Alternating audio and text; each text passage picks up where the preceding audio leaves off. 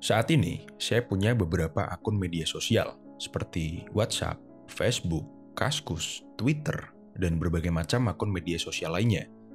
Tapi hanya 4 itu aja yang saya aktif menggunakan. WhatsApp untuk komunikasi dan bekerja, Facebook untuk lihat barang-barang unik, Kaskus untuk baca forum berita dan update tentang Liverpool, dan Twitter biasanya saya gunakan untuk up to date dengan isu dan berita terkini. Buat Instagram, TikTok, atau yang lainnya, itu saya jarang gunakan atau bahkan hampir nggak pernah mainkan sekarang. Lalu, kenapa saya bikin konten ini?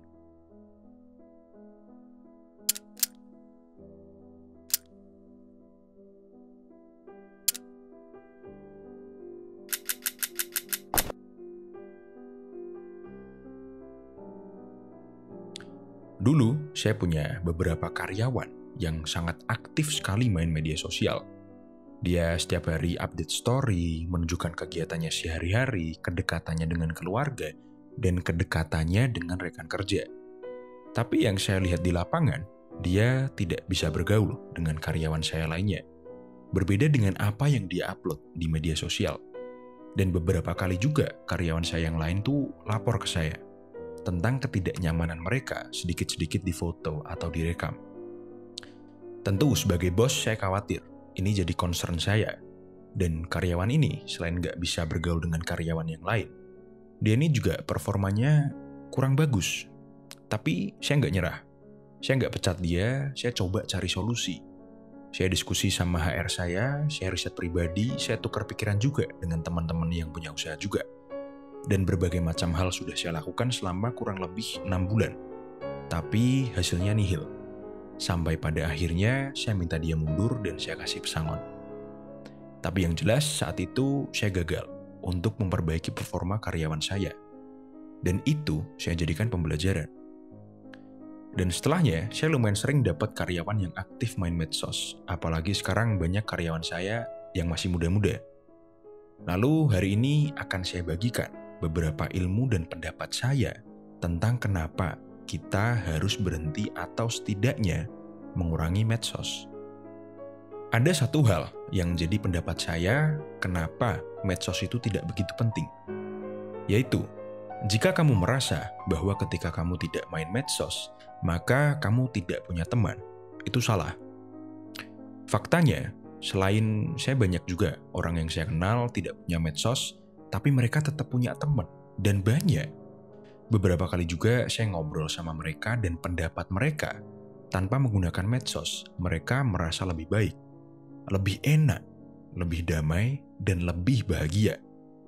Saya yakin ada beberapa sanggahan dari kalian tentang pendapat saya untuk berhenti main medsos ya. Pertama, Pak, tapi kan di zaman sekarang sosial media itu penting, dan itu jadi landasan teknologi di zaman sekarang. Menurut saya, itu salah. Saya ada sedikit cerita.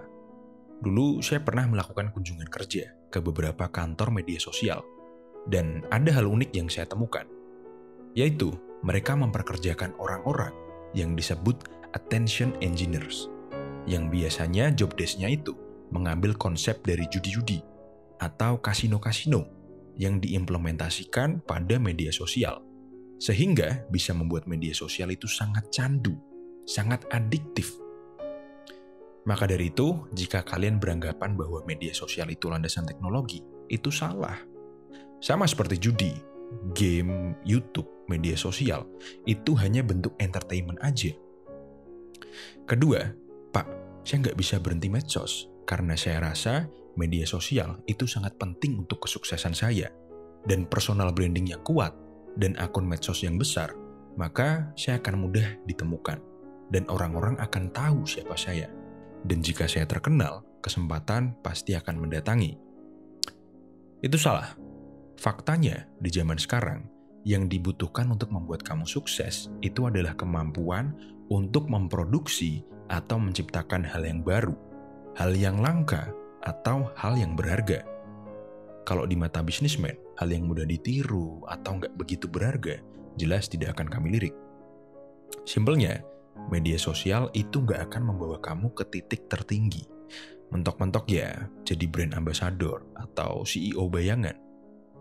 Tapi jika waktu yang kamu habiskan untuk main medsos, kamu alokasikan ke hal yang kamu tekuni, yang kamu fokusi, sehingga kamu memiliki skill yang sangat jarang atau sedikit dimiliki orang, maka saya yakin kamu akan sampai ke puncak. Ketiga, mungkin Bapak benar, medsos itu bukan landasan teknologi, bukan juga kunci kesuksesan. Tapi Pak, saya senang-senang aja main medsos. Saya suka lihat videonya di TikTok.